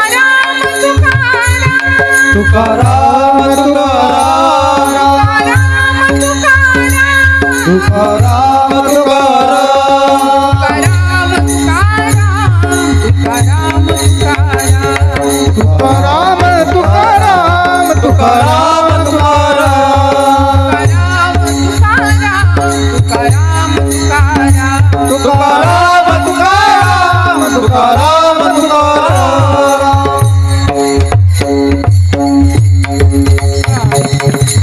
काही मंडळी भजन करतात नाही असं नाही, पण आपलं चालू दे, तुमचं चालू दे, आम्ही आहे असं नाही. अध्यात्मामध्ये अशी लबाडी नाही करायची. परमेश्वर बघतो. चिटिके पाव मे घुघरू बजे वो भी नाथ श्री रघुनाथ सुने असं म्हटलंय. त्याचं आमच्याकडे फार लक्ष असतं. आम्हाला वाटतं त्याला काय कळतंय, देवाला काय कळतंय, पण असं नाही. जागृतपणे अध्यात्म आणि व्यवहार दोन्ही झालं पाहिजे. सारासार विचार करून झालं पाहिजे. मी पुन्हा सांगते, आपल्या भाग्याचा हेवा लोकांनी करावा. महाराष्ट्राच्या संस्कृतीचा जागर सगळ्या देशात नव्हे जगभरात घुमतो. आपली वारी सगळ्या जगाला ठाऊक आहे. पाश्चिमात्य लोक वारीमध्ये येतात, फॉरेनर्स लोक दिसतात आपल्या संस्कृतीचं अनुकरण करताना, आणि आम्ही मात्र त्यांचं अंधानुकरण करतोय. आणि असं म्हटलं, अनुकरणासारखं भिकारी सौंदर्य या जगात दुसरं कुठलं नाही. आपण आपल्यासारखं असावं. आपला देश, आपली संस्कृती, आपला धर्म, आपली परंपरा यासारखी श्रीमंती नाही. म्हणून आमच्याच लेकरांना पालकांनी खूप सांगणं गरजेचं आहे. लहानपणापासून धर्माचं शिक्षण घराघरातनं देण्याची फार मोठी गरज आहे. आम्ही हिंदू धर्मीय पतित का झालो सांगू का तुम्हाला? आमचं मस्तक तिलकहीन आहे पहिली गोष्ट, म्हणून आम्ही पतित झालोय. डोक्याला गंध लावायला, आणि फक्त महिला वर्गच नाही, पुरुष वर्ग, बंधू वर्ग सगळ्यांना मी हात जोडून सांगते माझ्या भावंडांना, कपाळाला गंध लावा. रोज स्नान झालं ना की पहिलं स्मरण देवाचं लावावं. छान आज्ञाचक्र आहे आपलं तिथे. आज्ञाचक्राच्या ठिकाणी भगवंताचं स्मरण लावावं. छान कृतज्ञता राहते. दिवसभर पॉझिटिव्ह एनर्जी राहते. निगेटिव्हिटी आपल्याकडे येत नाही. भरपूर त्याला शास्त्रीय कारण आहेत. पहिलं कारण आहे आमचं मस्तक तिलकहीन आहे. दुसरं कारण आहे वाणी मंत्रहीन आहे आमची. मुखाने आम्ही चांगलं बोलायला तयार नाही. मंत्र तो सोडाच, उच्चार चांगला करायला तयार नाही. असं आहे, शब्द संभल के बोलिये, शब्द के हात न पाव. एक शब्द है औषधी, तो दुसरा शब्द है घाव. 25 वर्षापूर्वी अमुक अमुक अमुक लग्नात मला हलकी साडी दिली काय, हे आम्ही 25 वर्ष ते रडगाणं गात राहतोय. सोडून देऊया काही गोष्टी. बरोबर. वाणी मंत्रहीन आहे, मस्तक तिलकहीन आहे, हात शस्त्रहीन आहेत आमचे. आता तुम्ही म्हणाल मग काय ढाली तलवारी घेऊन फिरू की काय? हातात शस्त्र कायम धरणं असं नाही माझं म्हणणं, पण वेळ आली तर शस्त्र चालवता आलं पाहिजे. कारण आम्ही छत्रपतींचे वारसदार आहोत. त्यांच्या महाराष्ट्रात राहतो. हिंदवी स्वराज्य संस्थापक छत्रपतींच्या पुण्याईने आम्ही सगळे इथे बसलेलो आहोत. त्यामुळे आज आमच्या धर्माकडे जर कोणी वाकड्या नजरेने पाहत असेल, आमच्या देवी देवतांवर किंवा संतांच्या वरती जर कोणी चिखलफेक करत असेल, तर आम्हाला सावध राहावं लागेल. एखादं टोळकं रस्त्यावरून जाणाऱ्या मुलीची छेड काढत राहतं आणि आम्ही जर दात काढत बसू, आम्ही तरुण असून सुद्धा, तर आमच्यासारखे नतद्रष्ट आम्ही छत्रपतींचं नाव घेण्याची सुद्धा आमची पात्रता नाही. तिथे आम्हाला शस्त्र हातात घ्यावा लागेल. आज आमची परिस्थिती अशी, रक्त बघितलं की चक्कर येते पोरांना. सीमेवर आमची पोरं जाणार कधी, लढणार कधी? आमच्या सातारा जिल्ह्यामध्ये अख्खं एक गाव आहे, मिलिटरी अपशिंग नाव आहे त्याचं. घरटी माणसं मिलिटरीतच जातात तिथली. वर्षातनं कितीतरी प्रेत गावात येतात. आपण कल्पना करा, गावाचं अख्खं नावच म्हणजे मिलिटरी अपशिंग असंच नाव आहे त्या गावाचं. सगळी मुलं, सगळी पिढ्यान तिकडे आहेत. सीमेवर लढताना काय पद्धतीचं शौर्य आणि धैर्य बाळगावं लागेल, जे आमच्या मावळ्यांकडे होतं. आता आम्ही गणपती उत्सव, नवरात्र उत्सव आले की पोरांना ते लिंबू देतो, चमचा देतो, लावतो पळायला. काय त्याच्यातनं पराक्रम शिकणार आहेत मुलं? कुठलं स्तोत्र माहिती नाही, अथर्वशीर्ष नाही, विष्णू सहस्रनाम नाही, रामरक्षा नाही. पोरांना माहिती नाही. टीव्हीतली गाणी, पिक्चरची, वरातीच्या समोरची गाणी लगेच पाठवतात, लगेच आम्ही ताल धरतो त्याच्यावर. पण या सगळ्याचा जागर घराघरात झाला पाहिजे, तर आम्ही हिंदू म्हणू. आमचं मस्तक तिलकहीन आहे, आमची वाणी मंत्रहीन आहे, हात शस्त्रहीन आहे आणि मन श्रद्धाहीन आहे. विठ्ठल विठ्ठल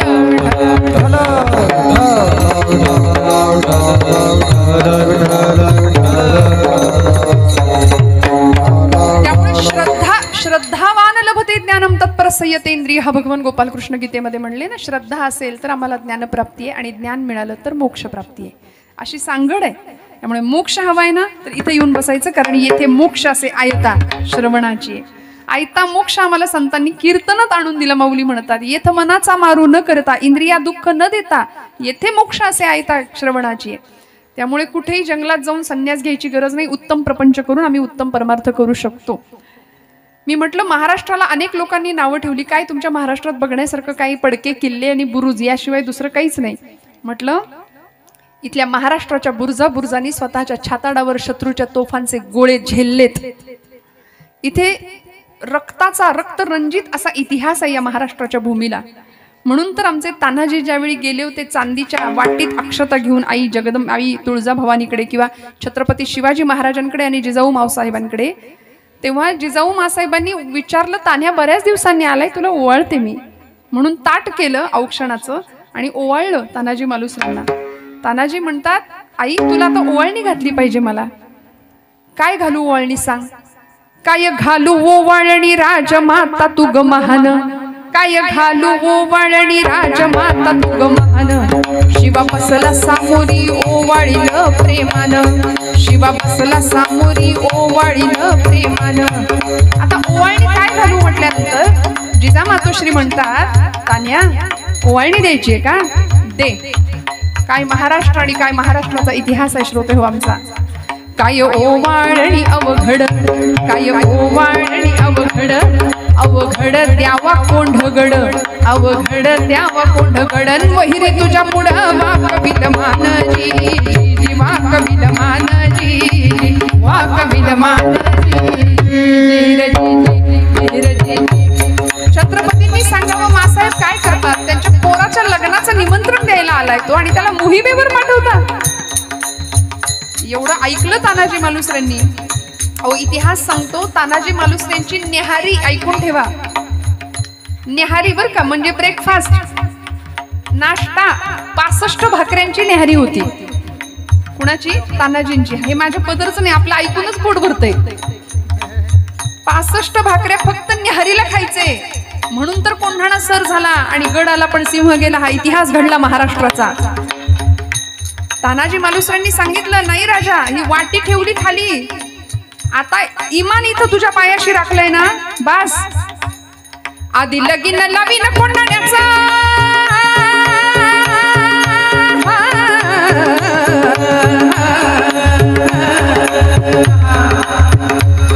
आधी लगीन लावीन कोंढाण्याचं, आधी लगीन लावीन कोंढाण्याचं, मगच राईबाचं प्रीत हे आमचं वाहिला देह देश कार्यास, वाहिला देह देश कार्यास. देव धर्माची चाड आम्हास, देव धर्माची चाड आम्हास, शिवराया हाच एक जिध्यास, हा जी जी शिवराया हाच एक जिध्यास, हा जी जी जी जी जी. आणि मग कोंढाणा सर होतो ना, यशवंती नावाची घोरपड पाळली होती. ते म्हणायचे चढ गड नाही तर खांडोळी करून खायला घालीन. सदाग यश दिलस म्हणून यशवंती नाव ठेवलं तिचं.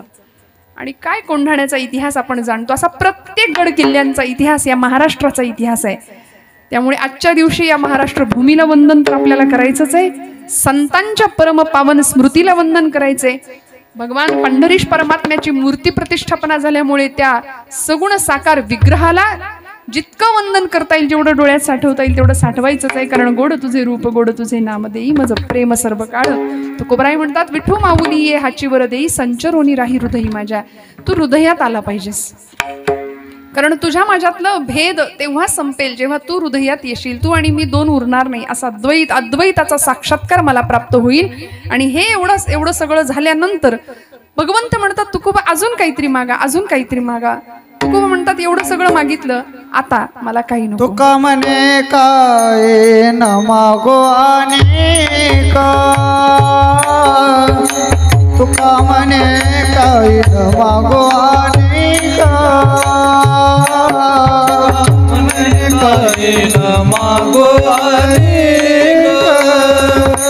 तुका म्हणे काही मागो अनेक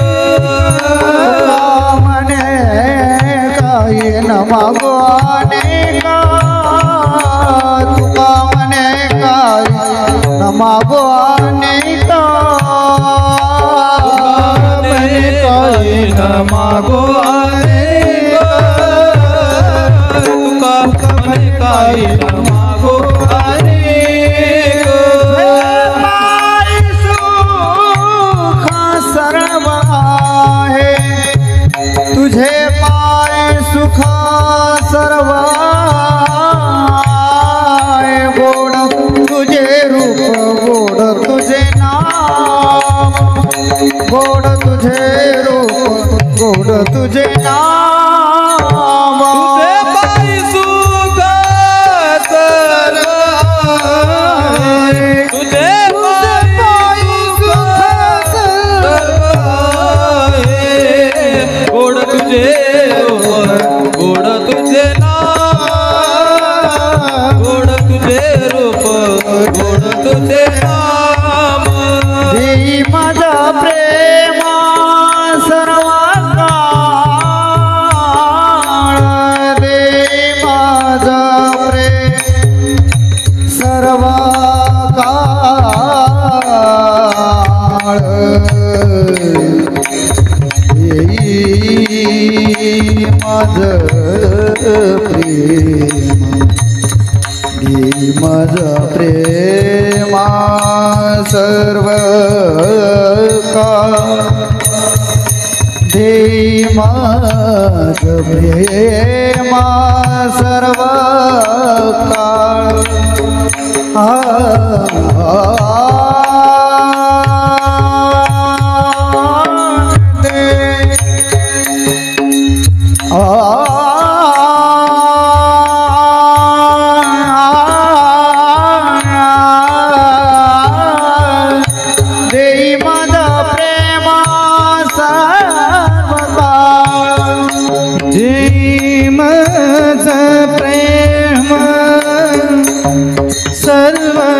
काळ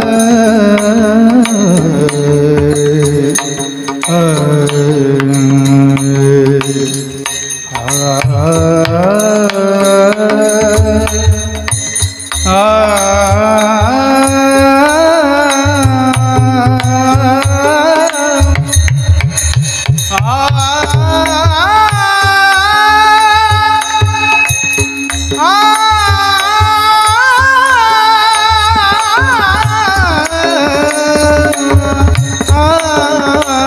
काळ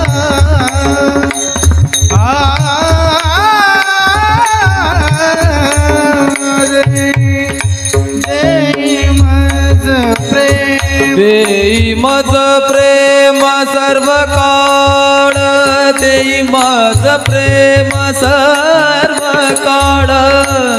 सर्व काळ देई मज प्रेम सर्व काळ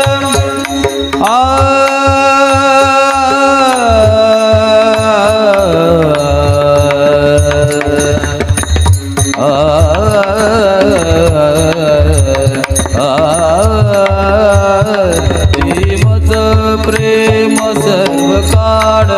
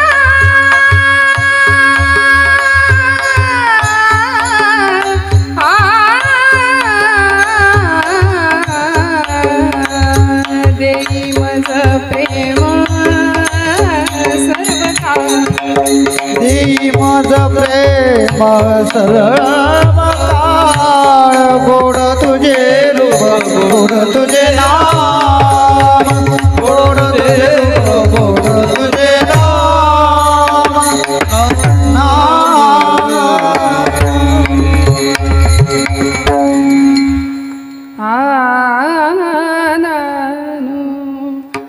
तुका म्हणे काही न मागे आणिक तुझे पायी सुख सर्व आहे गोड तुझे रूप गोड तुझे नाम. महाराजांना सुखाचा नेमका पत्ता माहिती होता बरं का. आम्ही पत्ता चुकलेली माणसं आहे. आम्हाला असं वाटतं सुख संसारात आहे, पण ते सुख संसारात नाही, ते सुख भगवंतांच्या पायाशी आहे. काय सांगू तुझ्या चरणीच्या सुखा अनुभव ठाऊ का नाही तुझं. सगळं सुख भगवंतांच्या पायाशी आहे. तुकोबरायांना गवसलं होतं, माहिती होतं, म्हणून म्हणतात देवा मला आता काहीच नको, कारण तू सुख स्वरूप असलेला परमात्मा तू मला भेटलायस, आता काय हवं. तुझे पायी सुख सर्व आहे. बस असं भगवंताच्या चरणातलं सुख तुम्हाला मला सुद्धा लवकर सापडावं. आपण आहोत तोपर्यंत, गेल्यावर काही नाही. श्वासात श्वास आहे तोपर्यंत भगवंतांच्या चरणाचं, त्याच्या नामाचं, त्याच्या रूपाचं सुख आपल्या सगळ्यांना लाभावं. कारण तो प्रेम सुख देणार आहे. प्रेम सुख देई, प्रेम सुख देई. तो प्रेमातलं सुख देणार आहे. सध्या प्रेमाचा महापूर आमच्याकडे 14 फेब्रुवारीला येतो दरवर्षी. नको त्या विषयांवर आम्ही प्रेम करतो, पण भगवंताच्या सुखाचं प्रेमाचं काय कौतुक करावं जे सकल संतांनी त्याच्यावर केलं. आणि असा अध्यात्म, असा परमार्थ, असा प्रपंच तुमचा माझा जर झाला तर जीवन कृतार्थ अवस्थेला पोहोचल्याशिवाय राहणार नाही. तक्रारी तुम्ही आम्ही सगळेच करतो. आयुष्य म्हटलं की प्रारब्ध भोग आले आणि ते भोग भोगूनच संपवावे लागतात. तक्रार कुणाकडे करायची. सुख देवासी दुःख देवासी सांगावे, सुख देवाला मागावे. तक्रार आम्ही जर प्रापंचिक माणसाकडे केली ना, संसारी माणसाकडे, तर आम्ही फसू बघा. कारण ते ट्रॅफिक जास्त वाढवतात. दुःख प्रापंचिक माणसाला कधीच नाही सांगायचं. संसारी माणूस आलो ना, एकमेकांना चाचपतात ती दोन माणसं. काय कसं काय, बरं चाललंय का. पुढचं माणूस म्हणतं काय बरंच म्हणायचं, ढकलायचं कसं तरी रडत खडत. आणि मग विचारणाऱ्याला इतकं बरं वाटतं, चला म्हणजे आपलंच बिघडलंय असं काही नाही, त्याचंही बिघडलंय. त्यामुळे कधी संसारी माणसं ते ट्रॅफिक जास्त वाढवतात. आपण आपल्या दुःखाने नाही, इतरांच्या दुःखाने दुःखी झालं पाहिजे. असं संवेदनशील अंतःकरण संतांच्या कृपेने तुम्हाला मला प्राप्त होईल. त्यामुळे संतांची कृपा राहील. भगवंताकडे मागणं असं मागावं, वास्तविक त्यानं सगळं दिलंय, सगळं दिलंय. जे दिलंय त्याविषयी त्याच्याबद्दल कृतज्ञता ठेवून आमचं जीवन जर आचरण आम्ही केलं तर निश्चित भगवंताची कृपा झाल्याशिवाय राहणार नाही. व्यवहारिक आणि आध्यात्मिक पातळीवरची श्रीमंती आम्हाला प्राप्त झाल्याशिवाय राहणार नाही. उत्तम नीतिमत्ता, आचरण शुद्ध, अंतःकरण, अंतःकरणाची जर शुद्धता असेल ना, तर मी नेहमी एक वाक्य बोलते, माझ्यावर विश्वास ठेवा. मी हात जोडून सांगते, परमेश्वर काटा सुद्धा टोचून न देण्याची जबाबदारी घेतो. परमेश्वर आपल्याला सांभाळतो. आपण जर म्हणू श्रद्धेने निष्ठेने त्याच्या चरणावर जाऊ ना, तर भगवंत आपल्याला सांभाळतो. तो अगदी तुमच्या समोर येऊन उभा नाही ठाकणार. काही ना काही, कुणाच्या ना कुणाच्या रूपाने तो तुमच्या समोर येईल. काही ना काही तुमच्या जीवनातलं अडचण दुःख दूर झाल्याशिवाय राहणार नाही. फक्त निष्ठा हवी, श्रद्धा हवी. त्यामुळे असं मागणं भगवंताकडे आपणही मागूया. सदा माझे डोळे जडो तुझी मूर्ती, रखुमाईच्या पती सोयरिया. झालेली सेवा भगवंत चरणावर समर्पित करत असताना घड्याळामध्ये 11 वाजले की चुळबुळ वाढतेच नाही. काही म्हणा, थोडीशी पण आपण सगळे अत्यंत शुद्ध अंतःकरणाने इथे बसलेले आहात, अत्यंत सद्भावनेने कीर्तन श्रवण करत आहात। मी नेहमी असं बऱ्याचदा सांगत असते की कीर्तनकार हा काही सर्वज्ञ नसतो, म्हणजे प्रत्येक कीर्तनकार जे सांगतो ते सगळंच खरं असतं असं बघा बाबा, 2 तास कीर्तन झालं आपलं, तुम्ही शेवटी नाहीच म्हणलात तर मग काय करायचं? सगळंच खरं असतं असं असतं ना? असतं। खोटं कसं सांगू आम्ही? पण सर्वज्ञ नसतो कुणीच कीर्तनकार। कीर्तनकार हे आम्ही सगळे कीर्तनकार हे पोस्टमन आहोत, ज्ञानोबांचे तुकोबांचे। आम्ही पत्र घेऊन आलोय ज्ञानोबांचं, ते तुम्हाला द्यायचं, तुकोबांचं ते तुम्हाला द्यायचं, आणि मग पत्रातला मजकूर संत वाङ्मय आपण सगळ्यांनी वाचायचं। काय झालं माहितीये का, एक म्हातारी आजी छान मुलाला लहानाचं मोठं केलं, प्रचंड हाल कष्ट भोगून लहानाचं मोठं केलं बाळाला। पती निघून गेला होता, विधवा बाईनी मुलाला मोठं केलं, आणि मुलगाला एवढंच नाही परदेशी पाठवलं शिकायला, परदेशी पाठवलं। ऐका, एवढंच सांगणार आहे, संपलंय कीर्तन माझं, काळजी करू नका। परदेशी पाठवलं, तो भेटायला येतच नव्हता, 4 वर्ष झाली तरी भेटायला येईना। पहिली 2 वर्ष कशी बशी तिने काढली जवळच्या पैशांवरती, 3ऱ्या वर्षी ती भीक मागायला लागली, आई भीक मागायला लागली। सगळ्यांनी नावं ठेवायला सुरुवात केली, आजी काय हो एवढं शिकवलं, हाडाचं काढं केली, रक्ताचं पाणी केलं, जीवाचं रान केलं, मुलाला मोठं केलं, वाढवलं, परदेशात पाठवलं, आणि भीक मागायची पाळी आली, मुलगा पाठवत नाही तुम्हाला काही? ती म्हातारी आजी म्हणली, पाठवत नाही असं नाही म्हणली, मला भेटायला येत नाही हे खरं आहे, पण काहीतरी पाठवतो म्हणली, काही जुना दृष्टांत काहीतरी पाठवतो, अशा कागद आहेत म्हणाली, ती कागद मी सगळी घरात जपून ठेवली आहेत। जाऊन बघितलं तर ते दरवर्षी आलेले 10-10, 50-50 हजाराचे चेक होते, आणि ते असे लावून टांगून ठेवले होते। तिला माहितीच नव्हतं की ह्याच्यातून धन मिळणार आहे आपल्याला। मला हा दृष्टांत याकरता सांगावासा वाटला जाता जाता की आपल्या घरामध्ये ग्रंथांच्या रूपाने करोडो रुपयांचे चेक आहेत, तरी सुद्धा आम्ही भीक मागतो बाहेर।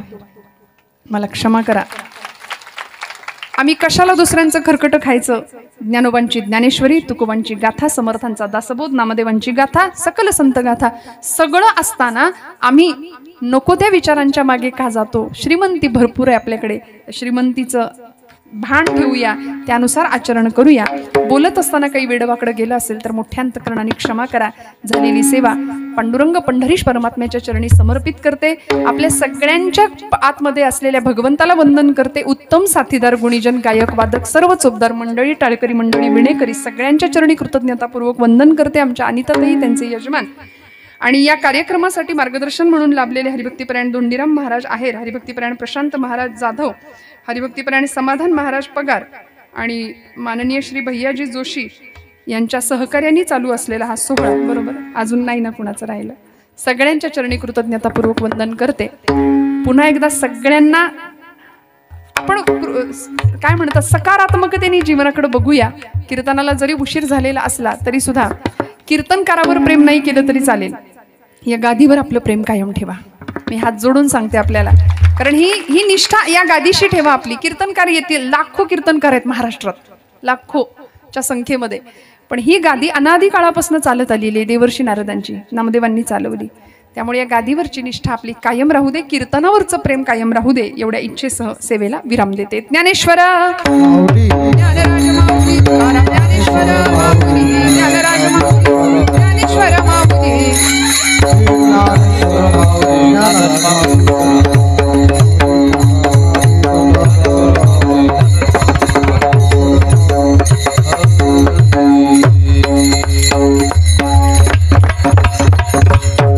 जय विठ्ठल, जय जय विठ्ठल,